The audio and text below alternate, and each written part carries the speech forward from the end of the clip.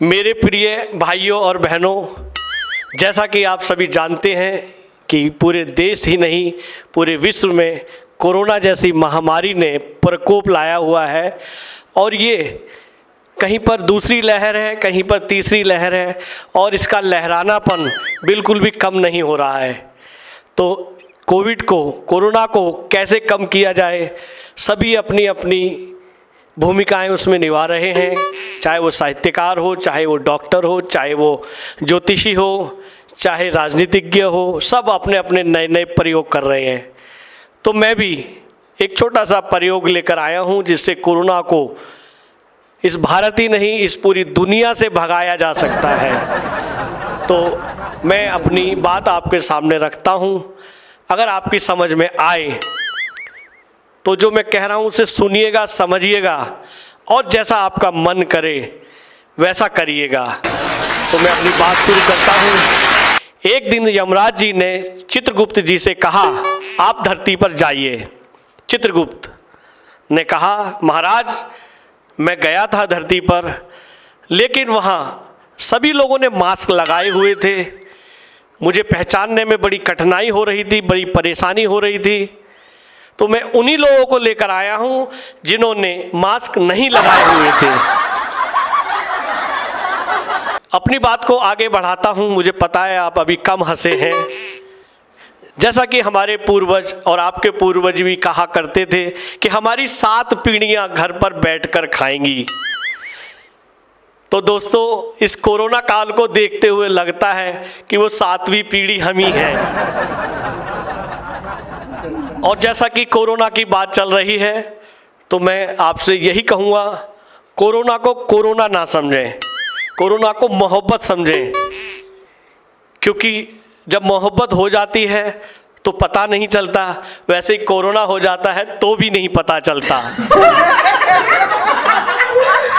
अभी आपको लगता है मज़ा नहीं आया, मैं और अपनी बात आप तक पहुंचाता हूं। अगर आप तक मेरी बात पहुंचे और कोरोना को भगाना है तो आपको सरकार द्वारा कोरोना वायरस के लिए हम सभी के लिए कुछ कायदे कानून बनाए गए हैं, जैसे कि शादी में सिर्फ 50 लोग ही जाएंगे, उनमें बैंड बाजों वालों को नहीं गिना जाएगा और शमशान घाट पर शव यात्रा के साथ मात्र 20 लोग जाएंगे। लेकिन नियम और कायदे कानून के अनुसार शव यात्रा निकालने से पहले एसडीएम से परमिशन लेनी होगी। आपको मजा आया और मजा मैं आपको देता हूं। एक पड़ोसन ने अपनी पड़ोसन से पूछा, ए दीदी, तुमने काढ़ा, जिंक, विटामिन सी जैसी चीज खाने से क्या इम्यूनिटी बढ़ रही है? तो पड़ोसन ने कहा, ए जिज्जी, हमें तो बड़ा लाभ हो है, पहले का हो तो इनते लड़ते थे तो 1 घंटा में सांस फूल जाती और जब तक ये इम्यूनिटी बढ़ी है तो 5-6 घंटा लगातार लड़ लेते हैं। और मजा नहीं आया तो और सुनिए। देखिए, जैसे कि कोरोना काल तो चल ही रहा है और पूरे देश में वोट भी चल रहे हैं, चुनाव भी चल रहे हैं। हमारे प्रधानमंत्री पूरे बंगाल में चुनाव के लिए यात्राएं कर रहे हैं। कोरोना तो जाए भाड़ में, चुनाव तो होते रहने चाहिए।